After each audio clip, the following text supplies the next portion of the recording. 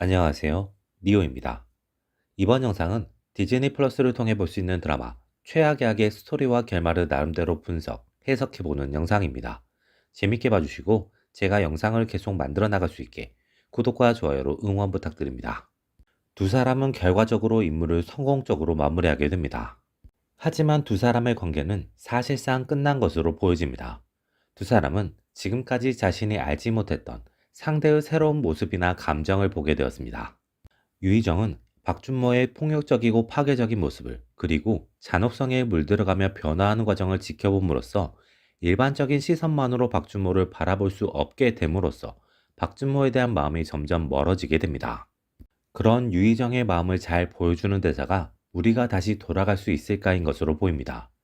이 질문은 자신의 시선이나 상황 혹은 감정이 변했음을 전제로 하고 있기도 하고 돌아갈 수 있을 것이라는 답을 스스로 내릴 수 없기 때문에 던진 것으로 보입니다.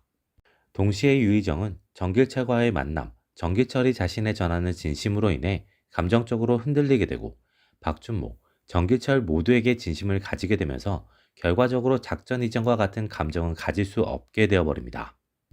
그러한 변화는 박준모에게도 찾아옵니다. 박준모는 정기철과 이혜련을 인간적으로 좋아하게 되면서 자신이 현재 수행하는 작전에서 가장 중요한 인물인 그들을 놓아주는 선택을 하게 됩니다.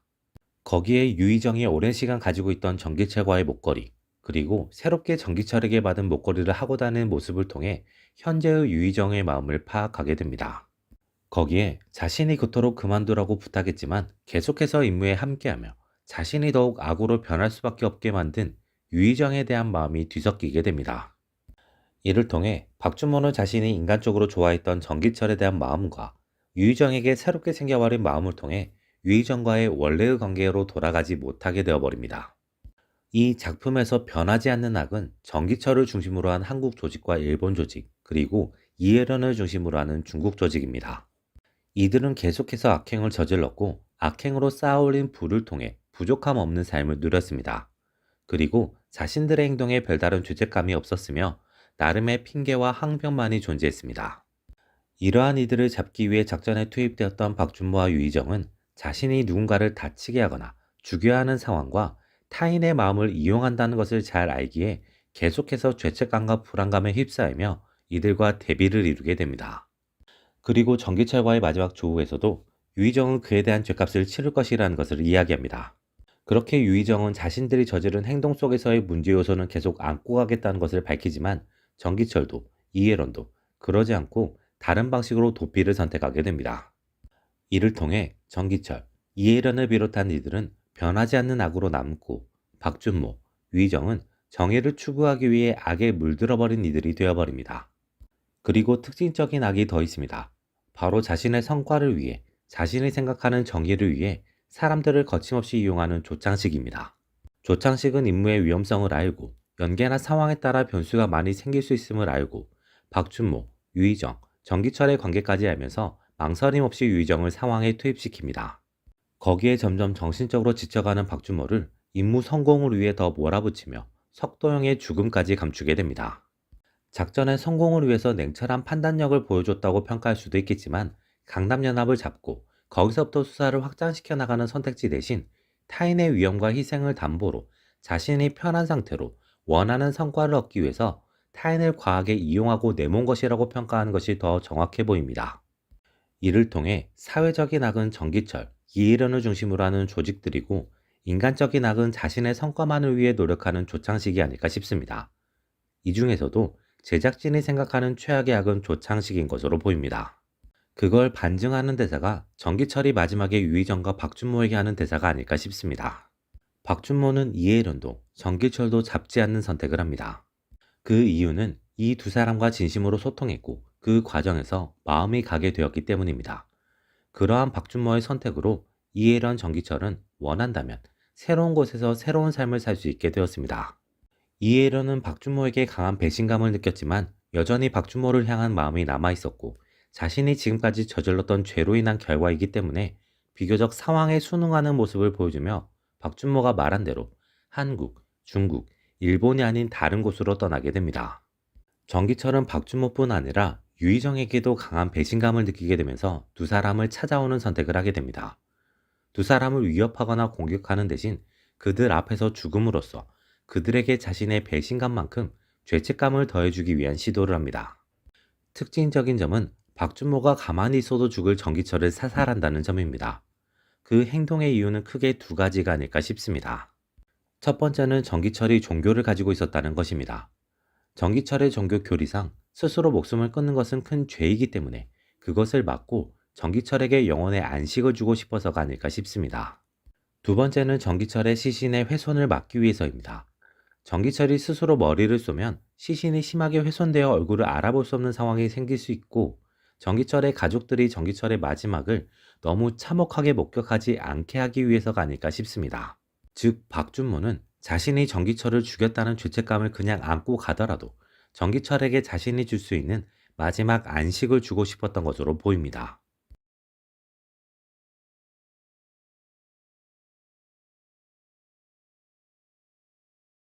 안녕하세요, 리오입니다.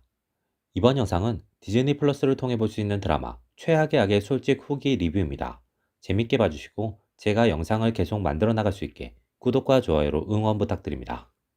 드라마 최악의 악은 2023년 디즈니 플러스를 통해 공개된 12부작 드라마입니다.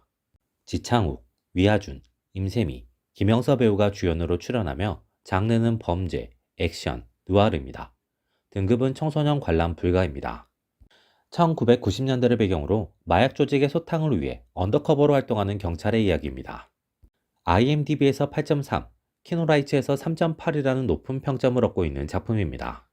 드라마 최악의 악을 나름 평점해보자면 100점 만점에 76점으로 할 수 있겠습니다. 드라마 최악의 악의 매력은 느와르 장르의 매력을 잘 살렸다는 것입니다.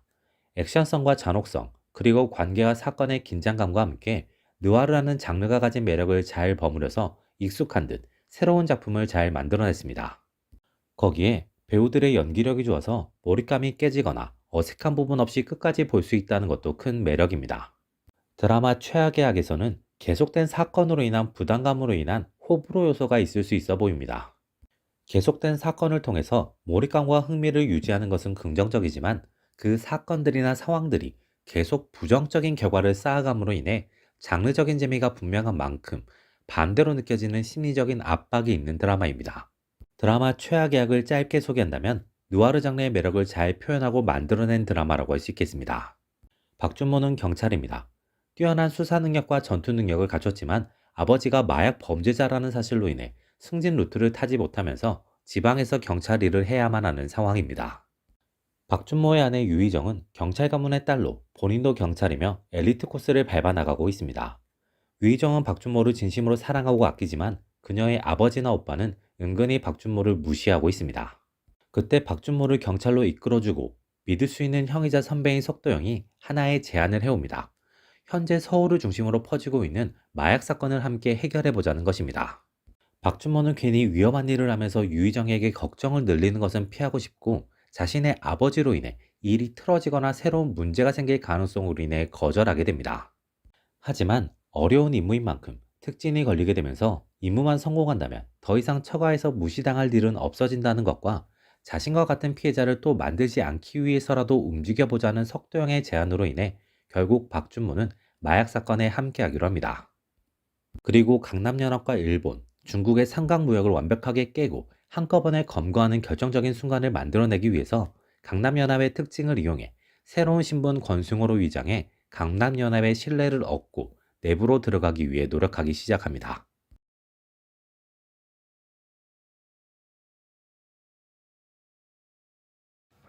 안녕하세요, 리오입니다.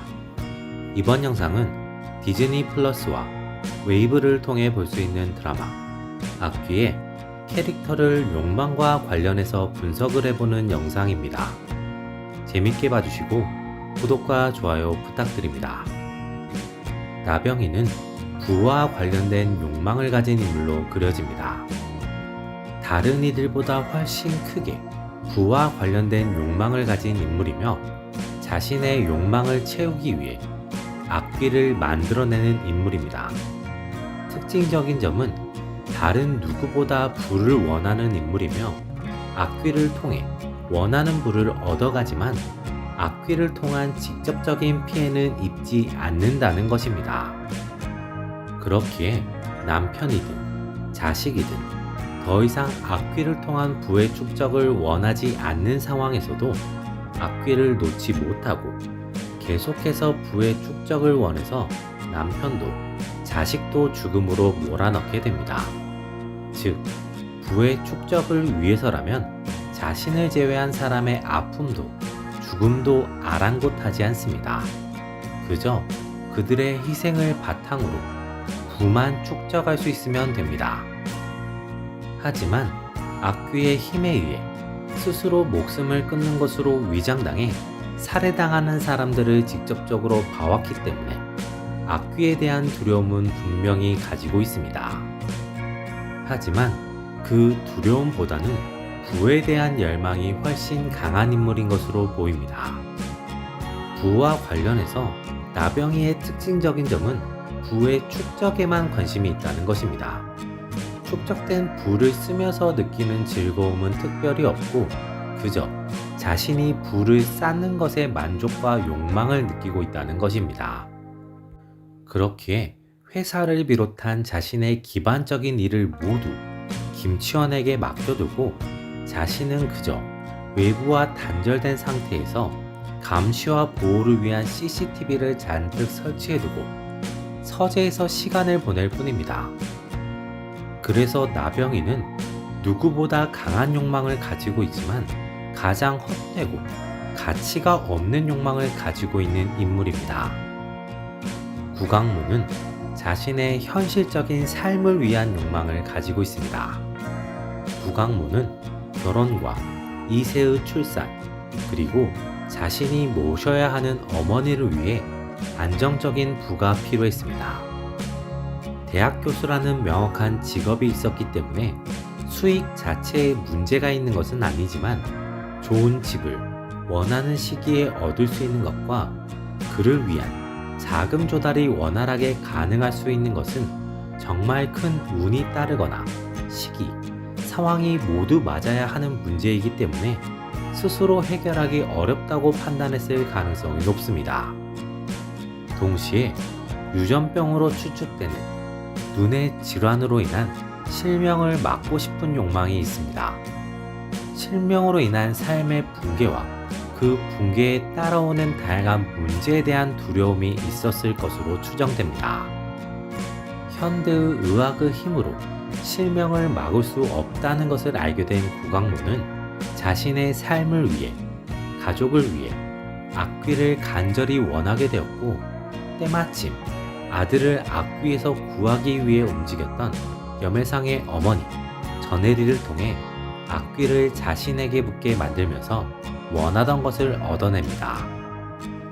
하지만 구강모는 악귀로 인해 둘째를 잃게 되고 그 순간부터 자신이 지키고자 했던 가정이 파탄나는 상황을 마주하게 됩니다. 거기에 스스로도 악귀에게 잠식당하는 시간이 길어지고 악귀로 인해 많은 사람이 사망하는 상황을 직접 목격하게 됩니다. 거기에 악귀가 소멸되지 않으면 자신이 죽고 난 뒤 악귀가 자신의 딸 구산영에게 넘어갈 수 있다는 것을 느끼면서 더 늦기 전에 악귀를 소멸시키고자 합니다. 이러한 행보는 이만하면 원하는 것을 얻었다는 생각이 깔려있기 때문에 염씨 가문의 남자들과 비슷한 느낌을 주기도 합니다. 이양이는 가장 다양한 욕망을 가진 인물로 그려집니다. 학창시절의 이양이는 선생님의 관심을 바라면서 자신이 원하는 그림을 마음껏 그리고 싶다는 생각을 하게 됩니다. 그걸 위해서 다른 가족들이 걸림돌이라고 생각하며 가족들로부터 해방되어 자신 혼자 모든 시간과 자원을 쓰는 상황을 원합니다. 그리고 다른 사람들을 위한 죽음에서 벗어나고 집에 돈이 생기자 그 욕망을 실현하려고 했지만 가족의 붕괴를 겪으면서 생각을 바꾸게 됩니다. 하지만 참혹한 죽음을 맞이하며 악귀가 된 그녀는 새로운 욕망에 사로잡히게 됩니다. 처음에는 식탐 등 살아있을 때 누리지 못했던 기본적인 것에 대한 욕망에 사로잡혀 그것을 채우는 데 집중하지만 조금씩 육체를 지배하는 시간이 늘어나면서 자신이 원하던 삶을 새롭게 시작하길 바랍니다.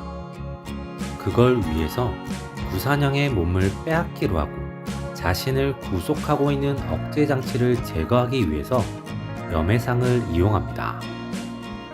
그리고 자신의 계획에 걸림돌이 되는 이들을 모두 거리낌 없이 제거하는 모습을 보여줍니다. 나병이와 마찬가지로 자신의 목적, 자신의 욕망을 위해서는 타인의 희생도 당연하게 생각합니다. 이양이의 특징은 자신을 아껴주고 사랑해줄 수 있는 가족이라는 관계에 대한 욕망도 크다는 것입니다. 포인트는 그 가족이 자신만을 아껴줘야 한다는 것입니다. 그래서 첫째의 입장에서 부모의 사랑을 나눠 가져야 하는 둘째에 대한 반감이 매우 강하며 윤경문이 자신만을 바라봐주는 엄마가 되어주길 바라는 마음을 대놓고 드러내기도 합니다. 이양이는 악귀인 자신의 힘을 이용해서 타인을 죽이고 원하는 것을 모두 가져갔던 이들처럼 자신도 그래도 된다고 생각합니다. 이러한 요소는 원래 가지고 있던 자기중심적인 세계관과 악귀로의 경험이 더해진 결과값인 것으로 보입니다. 구산형의 경우 욕망이 강하다기보다 바램이 컸던 인물인 것으로 보입니다. 공무원 시험에 합격을 바라고 현재의 삶보다 조금 더 나은 환경에서 엄마와 함께 살고 싶은 바램이 있었지만 그 바램이 쉽게 이루어지지 않아서 막막하고 답답했습니다. 하지만 그것이 강한 욕망이 되어 누군가에게서 그걸 뺏고자 하지도 않았고 그러한 것을 누리는 삶을 당연한 것으로 생각하지도 않았습니다. 하지만 악귀에 쓰이게 되면서 갑자기 좋아진 경제적인 환경을 통해 윤택한 삶을 경험하게 되면서 더 나은 삶을 바라지는 않지만 현재 얻게 된 환경을 잃고 싶지 않은 마음을 느끼게 됩니다. 거기에 유전으로 얻게 된 시신경 질환에 대해서도 알게 되고 악귀가 없어지면 자신은 멀지 않은 미래에 시력을 잃게 된다는 사실을 통해서도 현재의 삶을 잃고 싶지 않음을 느끼게 됩니다. 이러한 두 가지의 마음이 합쳐지면서 구산형은 삶에 대한 열망이 커지고 그로 인해 악귀를 놓지 못하는 상황으로 흘러가게 됩니다. 하지만 악귀로 인해 자신의 삶이 온전히 빼앗길 수 있는 위험을 경험하게 되면서 결과적으로 시각을 잃을지도 모르는 삶이지만 자신이 온전히 자신으로 살 수 있는 삶을 선택하게 됩니다. 안녕하세요, 리오입니다. 이번 영상은 드라마 악귀의 솔직한 후기 리뷰입니다. 재밌게 봐주시고 구독과 좋아요 부탁드립니다. 드라마 악귀는 2023년 SBS를 통해 12부작으로 방송된 드라마입니다. 공포, 스릴러, 미스테리 장르를 가지고 있으며 오정세, 김태리, 홍경 배우가 주연으로 출연합니다. 영상의 제작 시점에서 웨이브와 디즈니 플러스를 통해 볼 수 있는 드라마입니다. 구산형은 보증금을 올려달라는 집주인의 요구에 아르바이트를 더 뛰며 남는 시간을 이용해 공무원 시험을 준비하고 있습니다. 그런 빡빡한 상황에서 심약하고 일적인 능력이 없는 어머니 윤경문을 챙겨야 하고 거기에 윤경문이 모은 돈을 모두 보이스피싱으로 날려버리자 막막함만 더해갑니다. 구산형은 윤경문과 함께 집주인을 피해 다니며 하루하루를 버티듯 살아가고 있는데 갑자기 윤경문이 이유도 말해주지 않고 자신을 따라오라고 합니다. 그리고 간 곳은 자신이 어린 시절에 죽은 것으로 알고 있던 아버지의 장례식입니다. 구산형은 이게 무슨 일인가 싶은데 윤경문은 제대로 된 설명도 해주지 않고 그냥 아버지니까 마지막 가는 길은 보여주는 게 맞는 것 같다는 말을 할 뿐입니다. 황당하고 어이없는 상황에 구산영은 지금의 현실을 어떻게 받아들여야 할지 몰라서 당황스럽기만 합니다. 그때 구산영에게 할머니인 김성란은 아버지가 남긴 유품이라며 댕기를 전해줍니다. 그리고 그 댕기를 잡은 순간 구산영은 무언가 이상한 느낌을 받게 됩니다. 염혜상은 대학교에서 민속학을 가르치고 있는 교수입니다.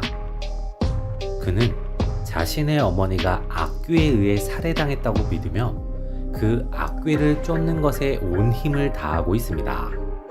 그도 그럴 것이 현재 염혜상의 눈에는 귀신이 보입니다. 염혜상은 자신이 쫓고 있는 악귀에 대한 조사를 했던 사람이 있음을 알게 됩니다. 그 인물이 바로 구산영의 아버지이자 민속학 교수였던 구강모입니다. 염혜상은 구강모를 만나기 위해 다방면으로 접촉을 시도했지만 만나지 못했었습니다. 하지만 얼마 전 구강모가 보낸 편지를 받았습니다. 편지의 내용은 빨간색으로 적혀 있었으며 자신에게 무슨 일이 생기면 자신의 딸인 구산영을 도와달라는 내용이었습니다. 그리고 구산영의 연락처가 적혀 있었습니다. 염혜상은 구강모의 사망 소식을 듣고 구강모가 남긴 것과 구산영에 대한 것을 알아보기 위해 빈소에 방문합니다. 그리고 김성란에게 이것저것을 묻지만 아무것도 들을 수 없었습니다. 염혜상은 허탈한 마음을 가지고 빈소를 나오게 되는데 우연히 구산영을 마주하게 되고 구산영에게 자신이 찾던 악귀가 씌었음을 발견하게 됩니다. 드라마 악귀를 나름 평점해보자면 100점 만점에 80점으로 할 수 있겠습니다. 드라마 악귀의 매력 첫 번째는 민속학과 공포 요소를 잘 결합했다는 것입니다. 민간에 내려오는 다양한 귀신의 이야기와 그 귀신들의 특성을 잘 활용했습니다. 그로 인해 지금까지 귀신 이야기하면 떠오르는 과거의 사건과 그 사건에 대한 복수라는 단조로운 흐름을 탈피하고 귀신을 통한 다채로운 스토리와 긴장을 만들어내며 새로운 한국식 공포물을 잘 만들어낸 느낌이 듭니다. 매력 두 번째는 인상적인 구성과 배우들의 연기력입니다. 주인공들이 진실을 향해 나아가는 기본적인 스토리라인과 함께 스토리가 진행되면서 보여지는 각 인물들의 욕망과 그 욕망으로 인한 결과물들이 함께 보여지는 구성을 통해 주인공들의 상황과 선택에 더욱 몰입하게 만듭니다. 그리고 배우들의 인상적인 연기력이 이러한 구성과 스토리라인을 몰입감 있게 시청자들에게 전달하며 드라마의 재미를 더해줍니다. 드라마 악귀의 아쉬운 점은 전개 과정에서 다소 올드한 부분이 있다는 것입니다. 스토리 전개를 위한 방식으로 상대를 걱정한다는 명분 혹은 어쩔 수 없으니 감춘다는 명분으로 정보를 감추고 그로 인해 문제나 상황이 커지는 방식을 활용하는 부분이 많습니다. 이를 통해 답답함과 올드함이 느껴지면서 흥미가 유발되어야 할 부분에서 흥미 대신 답답함이 생기는 상황들이 곳곳에 있습니다. 하지만 극을 위한 흐름 혹은 장치 정도로 인식하고 넘어갈 수 있는 부분이긴 합니다. 드라마 악귀를 짧게 소개한다면 인상적인 구성을 갖춘 새로운 한국식 호러 드라마라고 할 수 있겠습니다. 이번 영상 안녕하세요, 리오입니다. 이번 영상은 넷플릭스의 드라마 마스크걸의 결말과 캐릭터에 대한 이야기를 해보는 영상입니다. 결말과 캐릭터를 다루는 만큼 스포가 있습니다. 재밌게 봐주시고 구독과 좋아요 부탁드립니다. 김모미는 복수에 의해서 희생됩니다. 하지만 그 과정에서 자신의 마음도 확인하게 되고 관계도 확인하게 됩니다. 자신이 제대로 얼굴도 보지 못했고 자신이 제대로 키워내지도 않았지만 딸인 김미모에게 엄청난 애정을 가지고 있었다는 것과 항상 자신에게 냉랭하고 자신을 절대 받아주지도 이해해주지도 않을 것 같았던 어머니인 신영이가 자신도 자신의 딸인 김미모도 아끼고 있었다는 것을 알게 됩니다. 김모미는 자신이 가진 모성애와 같은 모성애를 어머니가 가지고 있었음을 알게 되고 동시에 자신의 마음을 어렴풋하게나마 딸인 김미모에게 전할 수 있음에 안도하면서 최후를 맞이하게 됩니다. 김미모의 경우 복수로 인해 위기에 처하게 됩니다. 그 과정에서 자신이 오해하고 싫어했던 사람들이 실제로는 자신을 좋아하고 지켜주고 있었던 사람이라는 것과 반대로 자신이 좋아했던 사람이 실제로는 자신을 죽이려고 했음을 알게 됩니다. 그로 인해 충격적인 사건이 발생한 현장에 있었고 자신의 가족들이 모두 사망하는 아픔을 겪게 되지만 역설적으로 감정적으로는 정화되며 엄마도 외할머니도 모두 털어낼 수 있었고 자신을 믿어주고 자신이 믿을 수 있는 친구 김혜춘과 김혜춘의 부모님과 함께 새로운 출발을 하게 됩니다. 극중 김경자라는 캐릭터는 극단적인 캐릭터입니다. 극단적으로 아들에게만 집착하며 극단적으로 종교에 빠지고 종교를 통해 스스로의 행동에 정당성을 부여합니다. 김경자가 아들에게 집착하는 이유는 아들이 자신의 힘든 삶을 버티는 이유였으며 동시에 자신의 힘든 삶을 끝내줄 수 있는 미래 자산이었기 때문입니다. 즉, 아들인 주호남의 성장 과정은 김경자에게 긴 투자였을 것으로 보입니다. 김경자는 주호남의 죽음으로 인해 자신의 투자와 자신의 미래 가치, 자신의 새로운 삶을 열어줄 수단을 잃게 되면서 큰 상실감을 느끼게 되고 그로 인해 극단적으로 복수에 집착하게 됩니다. 그 복수 과정에서 김경자는 모든 것을 정당화합니다. 종교를 통해 자신의 행위를 용서받을 수 있다는 정당한 것, 김모미의 행위를 종교적으로 처단해야 하는 것, 자신에게 나타나는 상황과 흐름을 모두 신이 자신이 하는 복수를 허용해 주기 때문에 만들어지는 것이라고 믿으며 스스로의 행동을 정당화합니다. 그러면서도 김모미가 종교로 인해 변화했다는 것은 받아들이지 않으면서 종교로 인한 정당화의 범위를 자신에게만 한정합니다. 즉, 김경자에게는 종교 자체가 의미를 가지는 것이 아니라 자신을 위한 하나의 도구에 불과한 것으로 추정됩니다. 즉, 김경자는 아들인 주호남이든 종교든 자신을 위해 존재하는 것이라고 생각하며 이용하는 것을 목적으로 하고 있는 것으로 보입니다. 김모미는 어린 시절부터 춤과 노래를 좋아했고 무대와 관심, 환호를 좋아했습니다. 그리고 그것을 직업으로 삼고 싶은 욕구가 컸습니다. 하지만 외모로 인해 그 꿈이 좌절되고 맙니다. 김모미는 그 이후에 차선책들을 잘 선택하며 나름 잘 살아왔습니다. 무대에서 활동하는 직업이 아니라 다른 직업을 무난하게 선택했고 얼굴을 내보이는 선택 대신 얼굴을 마스크로 가리면서 온라인 상이지만 나름의 환호와 인기를 얻으면서 자신이 원했던 꿈의 일부는 이루는 데 성공했습니다. 하지만 박기훈과 엮이게 되면서 선택이 흔들리기 시작합니다. 박기훈이 유부남이기 때문에 처음에는 다가가는 선택을 하지 않지만 박기훈의 행동에 괜한 의미를 부여하고 혼자 착각을 시작하면서부터는 자신이 바라는 최고의 상황만을 바라며 선택을 이어나가기 시작합니다. 박기훈의 불륜 사실을 이야기하면서 자신의 사랑이 깨지게 되고 박기훈과 잠자리를 가지면서 자신의 외모나 상황에 더욱 처절한 절망을 느끼게 됩니다. 그 절망을 누군가는 알아줄 수 있을 것이라고 생각하며 핸섬 스님을 만나고 마찬가지로 실망하게 됩니다. 그리고 문제를 무난하게 덮을 수 있을지 모른다는 기대를 하며 주호남의 제안을 받아들이고 진실과 상황을 은폐함과 동시에 주원남과의 관계에 대한 단절에 가까운 선택을 하면서 관계가 완전히 뒤틀리게 됩니다.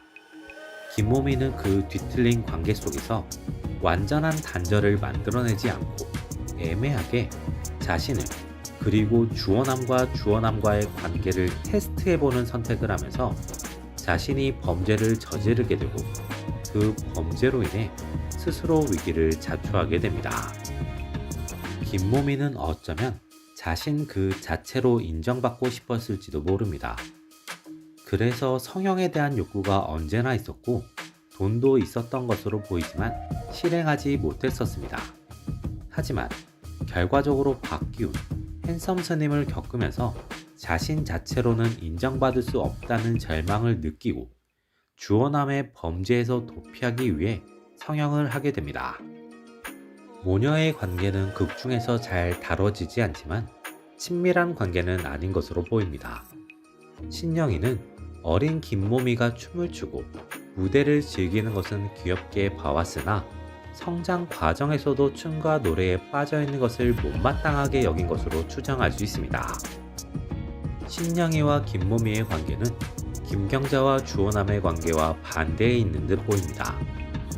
김경자가 주호남을 자신의 미래의 삶을 위한 자산으로 보고 키웠고 그것을 회수하고 싶었다면 신영이는 김모미를 처음에는 평범하게 자신의 딸로 인식했으나 이후에는 자신의 평범하고 안정적인 삶의 걸림돌로 인식했을 가능성이 있습니다. 그런 신영이의 마음이나 태도를 김모미는 인식을 했고 그로 인해 자신이 결코 신영이에게 받아들여질 수 없다고 생각했던 것으로 추정됩니다. 김모미는 어머니의 방치와 대외관계가 잘 형성되지 않음으로 인해 고민을 나누거나 조언을 구할 수 있는 방법도 사람도 없었으며 온라인상에서 자신이 어느 정도 힘을 가지고 있었기 때문에 자신이 원하는 의견만을 듣고 반응하고 생각하며 선택의 방향성을 잃게 되었습니다.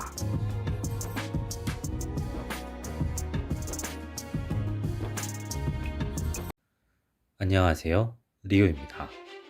이번 영상은 넷플릭스 드라마 마스크걸의 솔직 후기 영상입니다. 재밌게 봐주시고 제가 영상을 계속 만들어 나갈 수 있게 구독과 좋아요 부탁드립니다. 드라마 마스크걸은 2023년 넷플릭스를 통해 공개된 7부작 드라마입니다. 동명의 웹툰을 원작으로 한 드라마이며 장르는 스릴러, 블랙 코미디, 피카레스크 장르의 작품입니다. 고현정, 안재영, 염혜란, 나나, 이한별 배우가 주연으로 출연하며 넷플릭스 글로벌 차트 3위까지 오르며 흥행에 성공한 작품입니다. 김모미는 어린 시절부터 춤과 노래를 좋아했습니다. 그로 인해 자연스럽게 연예인을 꿈꿨지만 못생긴 외모로 인해 그 꿈은 실현되기 어려웠고 김모미는 결국 평범하게 직장에 취업해 일을 하며 지냅니다. 김모미는 자신이 원하던 환호와 관심을 받기 위해 얼굴을 마스크로 가리고 예쁜 몸매와 춤 실력 그리고 성적인 컨텐츠를 적당히 섞어낸 온라인 BJ 활동을 하며 많은 팬을 보유하게 됩니다. 김모미는 회사에서 유부남이지만 잘생기고 젠틀한 박기훈을 좋아하고 있습니다.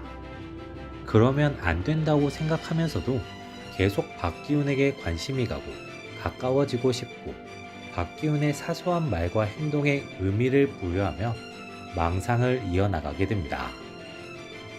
그러던 중 김모미는 같은 회사에 다니는 주호남에게 자신이 인터넷 BJ를 하고 있다는 사실을 들키게 되면서 큰 공포감을 느끼게 되고 동시에 박기훈이 직장 후배인 이아름과 불륜을 저지르고 있음을 알게 되면서 분노와 복수심 그리고 질투를 느끼게 됩니다. 김모미는 이아름에게 강한 질투를 느끼며 두 사람의 불륜 사실을 소문내게 되고 그 과정에서 박기훈이 회사를 그만두게 됩니다.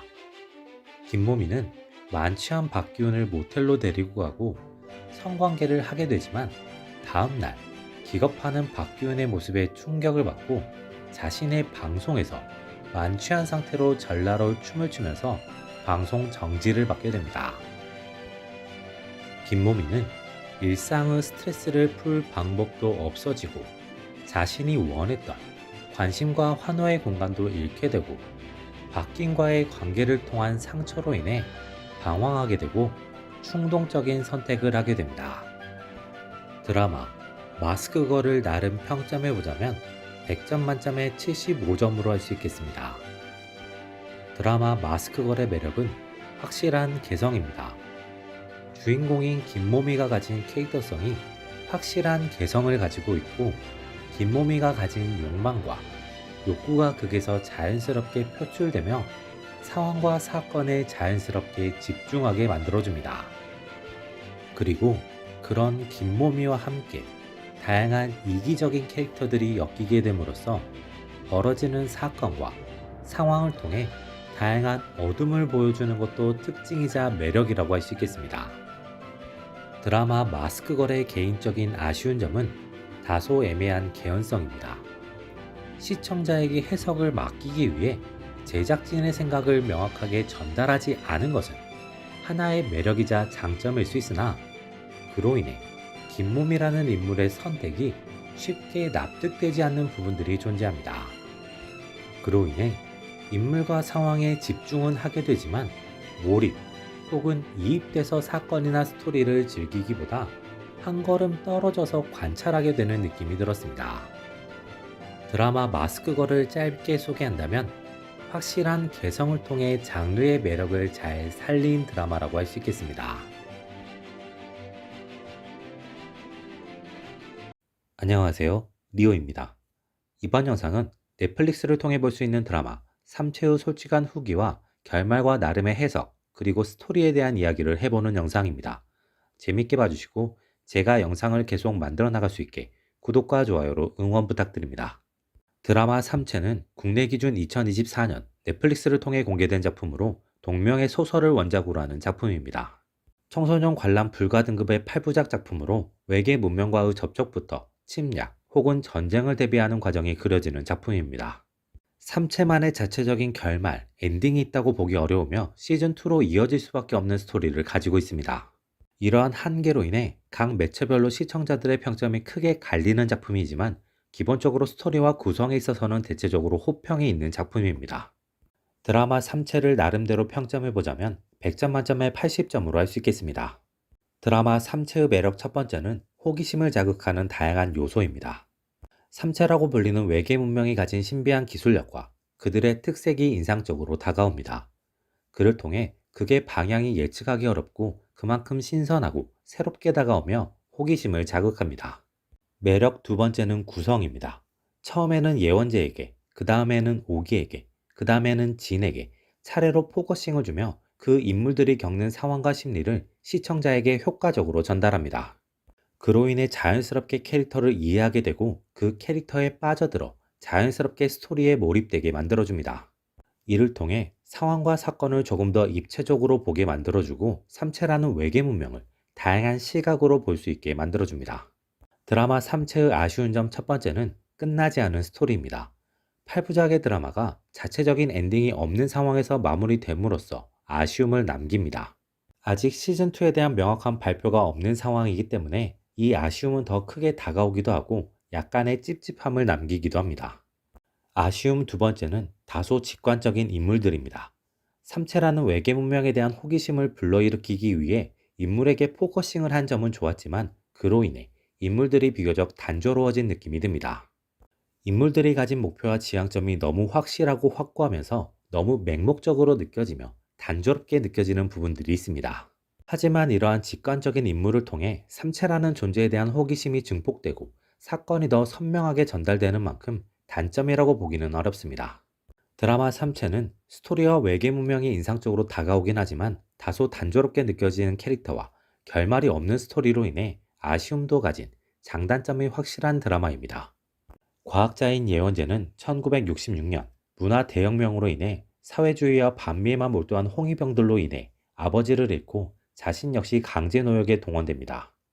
그러던 중 예원재는 외계와 교신하는 센터에서 일할 수 있는 기회를 얻게 되고 그곳에서 외계 문명과의 접촉을 경험하며 자신이 느낀 인간, 인류에 대한 실망감을 외계 문명을 통해 극복하기로 마음먹습니다. 2024년 영국에서는 쉽게 납득할 수 없는 방법으로 자살을 한 사건들이 연속적으로 발생합니다. 그들의 공통점은 과학자라는 것, 자신만 볼 수 있는 타이머가 등장하는 카운트다운이라는 독특한 경험을 한 것으로 추정된다는 것입니다. 이 시기 전 세계의 입자 가속기에서 동시에 알 수 없는 오류값들이 쏟아지며 모든 물리 법칙이 부정되며 과학자들은 혼란에 빠지고 막막함과 두려움을 느끼게 됩니다. 그런 혼란의 시대에 새로운 과학기술을 개발하고 그 기술의 상용화를 앞두고 있는 오기의 눈앞에 카운트다운 현상과 정체를 알 수 없는 신비한 여자, 그리고 자신에게 신호를 보내는 우주의 시그널이 등장하게 됩니다. 지자의 눈 등장을 통해 국제사회는 삼체라는 외계 종족이 존재한다는 것, 그들의 함선이 400년 뒤에 지구에 도착한다는 것을 공표하게 됩니다. 그로 인해 인류는 큰 혼란을 겪게 되고 그 혼란 속에서 인간은 세 가지 노선 중 하나를 선택하게 됩니다. 첫 번째 노선은 진으로 대표되는 삼체와의 전쟁을 대비하는 이들입니다. 이들은 인류의 후손을 지키고 그들에게 선택권을 주기 위해 싸움을 대비합니다. 사소하게는 모금 활동을 전개하며 크게는 삼체에 대한 정보를 지금부터 모으고 각 기관과 전문가들은 삼체에 대응할 수 있는 기술을 만들기 위해 노력하는 모습을 보여줍니다. 국제기구 역시 이러한 노선으로 나아가고 있으며 삼체에 대응하기 위해 초월적인 권한을 가진 면벽자라는 대표를 선정합니다. 두 번째 노선은 오기로 대표되는 삼체를 무시하는 이들입니다. 어차피 삼체가 오는 것은 400년 뒤고 현재의 자신의 삶과는 아무런 연관이 없는 일이라고 생각하는 사람들입니다. 그래서 그저 현재의 삶을 살고자 하며 삼체로 인한 사회적 현상을 무시하는 태도를 보여줍니다. 그로 인해 조금 더 자유로울 수 있겠으나 시간이 지나면 지날수록 양쪽 모두에게 위협을 받거나 공격을 받을 수도 있고 이용 대상으로 여겨질 수 있어서 가장 고립되고 약해질 수 있는 노선으로 보입니다. 세 번째 노선은 타티아나로 대표되는 삼체를 추종하는 이들입니다. 지자의 눈이나 카운트다운 혹은 게임을 통한 삼체가 보여준 현대 인류보다 뛰어난 기술에 압도되며 삼체를 신으로 추앙하는 이들이 있습니다. 혹은 처음부터 예원제와 마이크와 뜻을 함께하게 된 이들도 있을 수 있습니다. 이들의 특징은 삼체를 신으로 여긴다는 것입니다. 그로 인해 맹목적인 충성을 보여줍니다. 자신의 행동이 현대 사회에서 법으로 용인되지 않는 것이라고 하더라도 신의 뜻이기 때문에 인간 세계에서는 처벌받지만 신에게는 구원받는다고 생각하고 거침없이 삼체의 명령을 수행하게 됩니다. 이들은 과학자, PDC, 면벽자를 제거하기 위해 노력하면서 동시에 삼체로 인한 현상에 무관심한 이들을 포교에 이용하거나 약탈하려고 할 수 있습니다. 동시에 삼체의 기술력, 정보력을 바탕으로 인간의 자본과 개인 능력이 더해지고 거침까지 없다 보니 현대부터 미래까지 계속해서 인류의 가장 큰 적이 될 것으로 보입니다. 하지만 이들이 삼체가 지구를 점령한 이후에 무사할 것이라는 보장은 없습니다. 삼체가 엄청난 기술력을 가졌음에도 불구하고 지구인들 모두에게 선전포고를 했으며 거짓말을 할 수 없는 종족 특성상 보상에 대한 이야기를 하지 않았을 가능성이 높습니다. 만약 삼체가 직접 지자를 통해 보상에 대한 이야기를 했다면 이미 그것이 광범위하게 퍼졌을 텐데 그렇지 않다는 것은 추종자들 스스로 혹은 다른 인간 지도자들에 의해 삼체에 대한 믿음이 만들어졌거나 심어졌다고 보는 것이 옳아 보입니다. 그렇다면 삼체 역시 이들을 그저 소모품으로 사용할 가능성이 높아 보입니다. 이 부분에서는 지자와 타티아나의 대화를 더 유심히 지켜볼 필요가 있어 보입니다. 삼체 문명이 살고 있는 행성은 세계의 태양으로 인해 언제나 생존이 위협받고 있으며 그로 인해 문명의 발전 속도가 지구에 비해 느립니다. 그런 환경에도 불구하고 생존을 위한 기술을 익히며 버티고 발전하며 현재는 인류보다 높은 과학기술을 가지고 있는 외계 종족입니다. 삼체는 지구에서 보낸 중국어 메시지를 수신하게 되고 그 중국어를 이해하며 지구인이 이해할 수 있는 답장을 보냅니다. 그 답장은 외계 문명이 호의적이지 않을 수 있으며 교신을 하는 것이 지구의 위치를 알려줘서 침략자를 스스로 불러들이는 꼴이 될 수 있으며 삼체의 문명 역시 지구를 침략할 수 있는 종족이라는 걱정이 담긴 경고입니다. 삼체라는 종족이 거짓말을 할 수 없는 종족이며 표현과 생각이 동시에 전달되는 종족인 만큼 그들이 지구를 침략하거나 공격하지 않겠다는 마음으로 이 메시지를 보냈음은 분명해 보입니다. 예원제는 홍위병들이 자신만의 신념이라는 이름으로 타인을 짓밟은 것은 물론 진리를 무너뜨리는 것을 받고 발전을 명분으로 자연을 거침없이 파괴하는 인간들을 보게 됩니다. 그리고 그런 행위의 반성은커녕 자신의 선택을 정당화하고 동시에 타인에게 또 다른 책임을 전가하는 모습을 보면서 인간에 대한 기대를 잃어버리고 동시에 자신만의 새로운 열망을 가지게 됩니다. 그 열망이 바로 인간에게서 기대할 수 있는 것이 없으며 이러한 인간이 사라지고 새로운 종이 나타나야 지구와 환경과 세계에 더 좋을 것이라는 생각과 그것을 실현시키고 싶은 욕망입니다. 예원자는 자신의 열망을 따라 삼체에게 지구를 침략하면 자신이 도와주겠다는 메시지를 보내게 되고 삼체의 지구 침략을 자신의 숙명으로 여기고 그것에 동조하는 이들을 만들어 나가기 시작합니다. 삼체는 자신들의 행성과 달리 큰 위험 없이 삶을 이어나갈 수 있는 지구라는 행성이 가진 매력에 끌리게 되고 당시 지구의 첨단 기술을 다루는 예원제가 자신들의 힘이 되어준다는 말에 함대를 지구로 보내게 됩니다. 즉, 예원제의 열망이 삼체에게 욕망을 만들어냈고 그 욕망이 지구를 향한 침략으로 이어지게 된 것입니다. 예원제와 삼체에게는 자신들이 컨트롤하기 힘든 변수가 등장합니다. 첫 번째는 지구인의 발전 속도가 예상보다 빠르다는 것입니다. 삼체가 출발할 당시에는 단순히 우주를 향해 메시지를 보내는 수준에 불과했습니다. 하지만 삼체의 선단이 오고 있다는 사실을 알게 된 시점에서의 지구는 우주에서의 나름 작전을 수행할 수 있는 수준에 올라서게 됩니다. 이후 삼체의 선단이 지구에 도착하게 되는 400년 뒤의 지구는 어쩌면 우주에서 효과적인 전쟁을 수행할 수 있을 수준을 갖추게 될 수 있고, 만약 그렇다면 삼체의 선단이 지구의 선단에게 패배하게 되는 상황이 만들어진다는 것입니다. 삼체와 추종자들은 이러한 상황을 막기 위해 지자를 통해 과학자들을 컨트롤해서 자신의 편으로 만들거나 죽이는 선택을 해왔는데, 이것이 PDC에게 꼬리가 밟히게 되면서 인류가 삼체를 향한 공동대응을 시작하게 됩니다. 두 번째는 거짓말입니다. 삼체는 생각과 말이 동시에 전달돼서 거짓말을 할 수 없는 종족이지만 인간은 생각과 말이 분리되어 있어서 거짓된 말과 행동을 할 수 있는 존재라는 차이점으로 인해 삼체가 인간을 두려워하게 된 것입니다. 그로 인해 삼체는 자신을 따르던 지식인들과 단절을 선택하고 새롭게 자신들을 따르는 조직을 만드는 시도를 하는 것으로 보입니다. 이 두 가지 변수가 결합하게 되면서 삼체는 타티아나를 새로운 매개체이자 자신을 추종하는 지구인의 대표로 삼게 됩니다. 그리고 타티아나를 중심으로 거대한 규합보다는 개별적인 활동이나 움직임을 선택한 것으로 보입니다. 삼체는 자신들을 속일 수 있고 어쩌면 자신들을 이용할 수 있는 뛰어난 지식인들보다 자신들이 통제할 수 있는 존재에 대한 욕심을 내며 이전보다 더 종교적인 단체의 색깔을 가지게 될 가능성이 높아 보입니다. 삼체의 계획이 어디까지인가가 하나의 관전 포인트로 작용할 때 보입니다. 삼체가 거짓말을 못한다는 것을 기반으로 생각해보면 삼체가 짠 거대한 계획에 토마스가 스스로를 냉동하는 것이 포함된 것으로 보입니다. 책임자가 토마스이기 때문에 나올 수 있는 문제점 혹은 토마스로 인해 성장하지 못하거나 의견을 내지 못하는 인물로 인해 만들어지는 한계가 있을지도 지켜볼 부분인 것으로 보입니다. 동시에 예원제와 타티아나의 마지막 대화를 통해 예원제가 삼체 추앙 조직의 리더 이상의 무언가의 역할을 했을 가능성이 등장합니다. 만약 했다면 사울을 면벽자로 만든 것이 그 역할 중 하나일 수 있다는 생각이 듭니다. 다른 면벽자 후보들에 비해 전쟁에 대한 이해도, 능력도 떨어지는 사울을 일부러 면벽자로 만들기 위해 마지막 대화를 나눴고 사울이 풀 수 없는 별다른 의미가 없는 내용의 말을 의미가 있는 것처럼 전달했을 수 있습니다.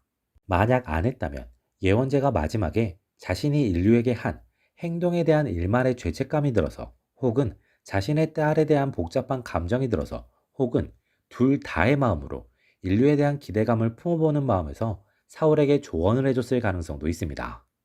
이 부분은 아직 추측할 수 있는 근거가 적으니 시즌2가 나오면 지켜보는 재미가 있는 부분이겠습니다. 이번 영상은 여기까지입니다. 재밌게 보셨다면 구독과 좋아요로 응원 부탁드립니다. 이번 영상은 디즈니 플러스를 통해 볼 수 있는 드라마 조명가게의 솔직한 후기와 스토리, 결말 등에 대한 이야기를 해보는 영상입니다. 드라마 조명가게는 국내 기준 2024년 디즈니 플러스를 통해 공개된 공포, 휴먼, 판타지 장르의 드라마입니다. 총 8부작으로 구성되어 있으며 등급은 15세 이상 관람가입니다. 동명의 웹툰을 원작으로 하고 있으며 원작자인 강풀이 극본을 쓴 작품으로 주지훈, 박보영, 김설현 배우가 주연으로 출연합니다. 정원영은 조명가게의 사장입니다. 어두운 동네에 유일하게 불이 켜져 있는 가게로 이곳을 그냥 지나치는 사람도 있고 이곳에 들려 필요한 것을 사는 사람도 있고 홀리듯 이곳에 들어오는 사람도 있습니다. 정원영은 그들이 가게를 찾는 이유를 물어보고 그에 맞는 응대를 하게 됩니다. 주연주는 엄마의 심부름으로 이 조명가게를 매일 찾아오는 학생입니다. 조명가게를 오기 위해서 어두운 골목을 지나야 하는 만큼 무섭지만 엄마가 시킨 심부름이기 때문에 꼬박꼬박 조명가게에 들리고 있습니다. 그러면서 주연주는 정원영과 친해지게 되고 정원영에게 낯선 사람에 대한 이야기를 듣게 됩니다. 권영진은 중환자실 간호사입니다. 남들은 보지 못한 낯선 사람을 보는 인물로 그 낯선 사람으로 인한 고통을 겪기도 합니다. 이지영은 버스 정류장에서 누군가를 기다리는 사람입니다. 매일 같은 자리에서 막차 시간까지 의자에 앉아 누군가를 기다리는데 그 버스 정류장에서 내리게 된 김현민은 이지영을 눈여겨보게 됩니다. 그리고 매일 그곳에 있는 이지영을 걱정하는 마음에 먼저 말을 걸게 됩니다. 이어지는 내용은 구독, 좋아요와 함께 확인해 주시길 바랍니다. 조명가게를 포함한 인근의 지역은 사후세계입니다. 조명가게는 아직 사망하지 않았지만 사후세계로 오게 된 의식불명 상태의 사람들이 사후세계를 나갈 수 있는 출구 역할을 합니다. 조명가게의 특징적인 점은 자신의 의지로 자신의 조명을 찾아야 큰 후유증이나 문제없이 돌아갈 수 있다는 것이며, 그렇지 않으면 다른 문제를 안고 돌아갈 수 있는 것으로 보입니다. 사후세계의 특징적인 점은 관계를 맺으면 맺을수록 현실로 돌아갔을 때 선망 증세가 심해진다는 것입니다. 현실 세계에서 이 선망 증세는 단순한 혼란, 착각으로 그려지지만 양성식과 김상훈의 관계를 통해 실존하는 귀신을 보는 것임이 그려집니다. 사후세계가 아직 죽지 않은 사람과 이미 죽은 사람이 혼재되어 있는 공간이기 때문에 자연스럽게 죽은 사람, 즉 귀신을 보게 되면서 귀신을 보게 되는 눈 혹은 능력을 자연스럽게 가지게 되는 것으로 보입니다. 이미 죽은 사람들은 자신의 고통에 대한 분노를 풀기 위해 자신의 소중한 사람을 살릴 수 있는 방법을 알아내기 위해 살아있는 사람, 특히 자신을 보는 사람에게 위해를 가할 수 있음이 권영지의 이야기를 통해 그려집니다. 그렇기에 사후세계에서 이들과 관계를 맺고 현실로 돌아온 이들에게는 낯선 사람, 즉 귀신을 알아보고 구분하는 눈과 그들을 대처하는 능력이 필수적으로 필요하게 됩니다. 주요 인물 중 다시 현실로 돌아온 사람은 4명입니다. 가장 무난한 귀환을 하게 된 인물은 허지웅입니다. 허지웅은 사후세계에서 자신의 상황을 인지하지 못하고 어두운 골목에 대한 공포에 사로잡힌 상태였습니다. 거기에 사고로 인해 다친 다리까지 마음대로 움직이지 못하는 상황에서 공포심만 커지며 아무것도 하지 못하는 상황에 내몰리게 되었습니다. 하지만 자신을 구하기 위해 온 오승원을 통해 자신의 상황과 자신이 돌아갈 수 있는 방법을 명확하게 알게 되고 그대로 실행함으로써 현실로 돌아오게 됩니다. 허지웅은 이미 사망한 오승원, 이지영과 대화를 나눴지만 깊은 관계를 맺지 않으면서 선망 증상이 강하지 않았고 선망에 대한 치료도 빠르게 하면서 가장 빠른 회복을 보이게 됩니다. 주연주의 경우 엄마인 정유의 노력을 통해 가장 먼저, 가장 많이 조명가게에 방문했으나 자신이 왜 조명가게에 가야 하는지 알지 못했고 지금 엄마와 함께하는 삶, 친절한 조명가게 사장님이 있는 삶이 나쁘지 않았기 때문에 그냥 평범한 일상으로 받아들이며 하루하루를 지냈습니다. 하지만 정유이는 이미 사망한 상태였고 주연주만은 살리고 싶었기 때문에 나름대로 노력을 반복하지만 실패하고 마침내는 자신이 직접 주연주의 조명을 찾아 건네주게 됩니다. 주연주는 오승원을 통해 자신이 조명을 받으면 현실로 돌아가지만 그것이 이미 사망한 엄마와의 이별이라는 것을 알기 때문에 차라리 자신이 죽어서 엄마와 함께하고 싶어서 조명을 받는 것을 거부합니다. 하지만 딸을 어떻게든 살리고 싶은 정유이는 강제로 주연주에게 조명을 건네주고 조명을 받은 주연주는 현실로 돌아가지만 사후 세계에서의 엄마를 잊지 않기 위해 자신이 어떻게 살아 돌아왔는지를 계속 기억하기 위해 선망치료를 받지 않게 됩니다. 주연주는 본인의 의지로 돌아오지 않았기 때문에 사후 세계에 대한 미련이 있기 때문에 회복도 느리고 현실에 적응하지 못하며 너무 자연스럽게 귀신을 보고 접하게 되어버립니다. 스토리가 더 이어지게 된다면 주연주의 이러한 요소가 권영지처럼 긍정적으로 활용될지 아니면 부정적으로 활용될지가 하나의 포인트가 될 것으로 보입니다. 양성식은 자신의 직업적인 특성으로 인해 사후세계에 대한 이해를 누구보다 원했고 그로 인해 정원영과 이곳에 대한 깊은 이야기를 나누게 되면서 김상훈이 고양이 눈을 넘김으로써 현실로 돌아가지만 단순한 선망 증상이 아닌 명확하게 귀신을 보는 존재가 되어버립니다. 그리고 스스로도 그런 상황에 순응하며 자신의 오해로 인해 사망한 김상훈에 대한 미안함을 전달하며 천천히 현실에 적응해 나갑니다. 특징적인 점은 이러한 새로운 삶이 양형식에게 새로운 삶의 의지를 주었다는 점, 그리고 자신의 사건은 해결됐지만 아직 찾지 못한 피해자를 발견하고 만날 수 있게 되었다는 점입니다. 특히 이야기가 더 이어진다면 후자의 요소가 어떻게 활용될지 이 부분이 주연주와 어떻게 연계될지도 기대되는 부분입니다. 김현민은 가장 상태가 좋지 않았으나 이지영의 끊임없는 노력으로 돌아오는 데 성공합니다. 특징적인 점은 살아 돌아가기 위해서 이지영에 대한 기억이 없는데 기억이 있는 척 거짓말했다는 것, 그리고 본인의 의지나 노력이 아닌 이지영의 노력으로 단순히 돌아가는 법만 학습하고 그것을 그대로 실행하면서 현실로 돌아왔다는 점입니다. 그러한 부작용으로 인해 김현민은 그의 어머니가 그토록 꺼려했던 장애를 얻게 되었으며 계속 언급되는 이지영이라는 존재에 대한 기억도 감정도 없음으로 인해 자신의 큰 부분을 잃어버린 느낌과 잃어버림, 알 수 없음에 대한 공포도 가지게 됩니다. 특징적인 점은 이지영에 대한 기억이 없음은 사고가 너무 컸기 때문에 자연스럽게 따라올 수 있는 부분이고 김현민 본인도 이지영도 어쩔 수 없음을 느끼는 부분이지만 살아 돌아가기 위해서 기억하지도 못하는데 기억한 척한 것은 이지영에게는 큰 배신감으로 작용할 수 있다는 것입니다. 이어지는 부분은 구독, 좋아요와 함께 확인해 주시길 바랍니다. 사고로 인해 사망한 세 사람은 그곳에 남게 됩니다. 특징적인 점은 장례 기간 동안 시신에 행해지는 것들이 사후세계에 있는 이들에게 그대로 영향을 미친다는 것입니다. 그래서 정유이가 말을 하지 못하는 상황이 만들어지고 이지영, 오승원이 시간에 쫓기는 상황이 만들어지게 됩니다. 이들은 자신이 원하는 바를 이루기 위해서 현실에 나와서 그 방법을 찾기도 하는데 그로 인해 이지영, 오승원은 권영지와 마주하기도 합니다. 그리고 권영지로부터 조명가게, 빛에 대한 이야기를 듣게 됩니다. 정유이는 자신이 말을 할 수 없는 상황 속에서 주연주를 조명가게로 보낼 수 있는 방법도 없어지고 조명가게로 보낸다고 하더라도 주연주가 헤맬 수밖에 없는 상황이 만들어지자 자신이 직접 움직이기로 합니다. 원래라면 정원영에 의해서 아무것도 할 수 없었을지도 모르지만 정원영이 정유이가 자신의 딸임을 알게 되면서 어떤 마음으로 자신 앞에 있는지를 느끼면서 주연주의 조명을 주게 됩니다. 그리고 정유이는 장례가 끝나고 새롭게 사후세계에서 터전을 잡게 되고 정원영과 함께 부녀관계로 새로운 삶을 시작하게 됩니다. 오승원은 자신의 실수를 자책하며 자신이 구할 수 있는 이들을 구한 뒤 사후세계에서도 버스기사로 일하게 됩니다. 이를 통해 사후세계의 사람들의 삶을 지원하는 역할을 하게 됩니다. 박혜원 역시 자신의 연인이자 자신이 그토록 살리고 싶었던 윤선애를 조명가게로 보내고 현실로 돌아갈 수 있는 방법을 알려주게 됩니다. 윤선애는 조명가게로 가서 어렵지 않게 자신의 조명을 발견하고 정원영에게 조명이 깨지면 어떻게 되냐고 묻게 됩니다. 정원영은 이것도 사람 사는 곳이라는 말을 건네면서 이곳에서 새롭게 사후의 삶이 이어짐을 전달하고 윤선애는 망설임 없이 자신의 조명을 꺼뜨려 이곳에 남게 됩니다. 그로 인해 윤선애와 박혜원은 다른 사람들의 시선을 신경 쓰지 않아도 생활이 가능한 이곳에서 새롭게 두 사람만의 삶을 시작하게 됩니다.